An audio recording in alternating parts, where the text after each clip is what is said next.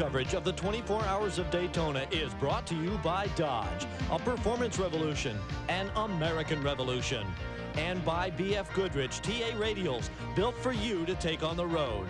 And by Coors Light, the Silver Bullet. There's no slowing down with the Silver Bullet.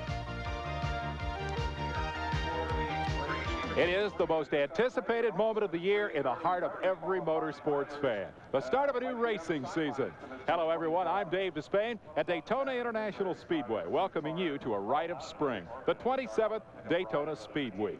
We're in the midst of a carnival here. Thousands of people have jammed into this racetrack. They're enjoying the sights, the sounds, and savoring the anticipation of an event unique in American motorsports. Shortly, the green flag will fall on a race that runs not for a couple of hours, not for 500 miles, but for 24 hours, twice around the clock. The 24 Hours of Daytona coming up, and we're going to bring it all to you here on TBS Sport. Beginning with the start, continuing with hourly updates throughout the night and all day tomorrow, and the finish tomorrow afternoon at 3:30. To do that, we've assembled an impressive broadcast team. Like the mechanics and crews here, we brought tons of equipment, thousands of technicians, and the most experienced broadcasters ever to cover this race. The captain of that team is Ken Squire. 69 cars now await the start. One of the key players is out. More on that story in a moment.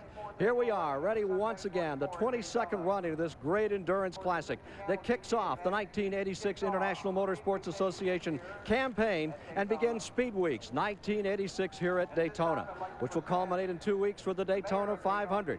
For this 24-hour race that starts today, ends tomorrow, with glory perhaps again for the Porsche factory team, we have some outstanding folks alongside. A man who won 9 of 18 races last year, Willie T. Ribbs. What's the key to this event? Ken, this is for the pride and the glory.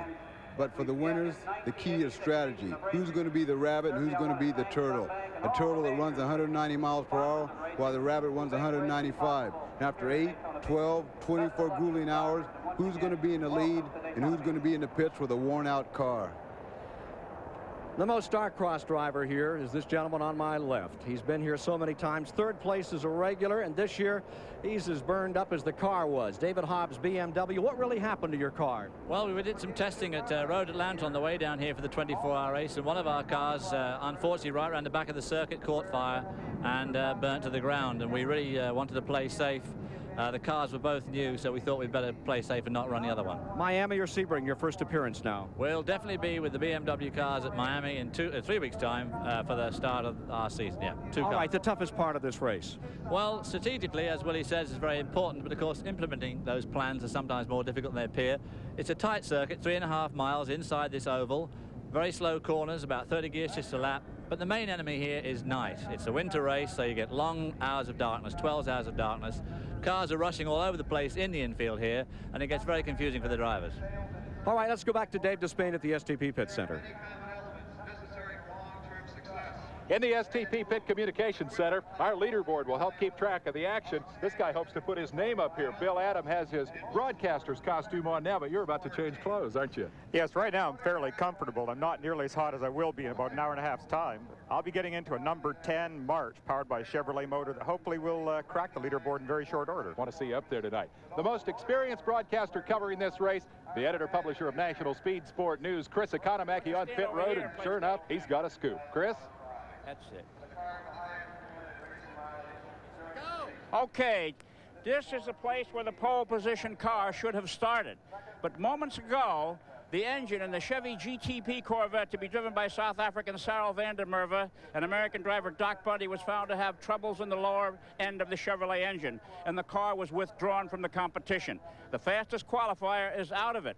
Van der Merwe and his co-driver Bundy are walking up and down pit road now, trying to sign on with some other team so that they can get into this 24-hour contest, which has the most mixed discipline of drivers in the history of international road racing. Drivers from European World Championship events, Formula One competition, the IndyCar circuit, NASCAR stock car drivers, and even a speedboat racer in the race today. Now, across pit road to my colleague, Jerry Garrett.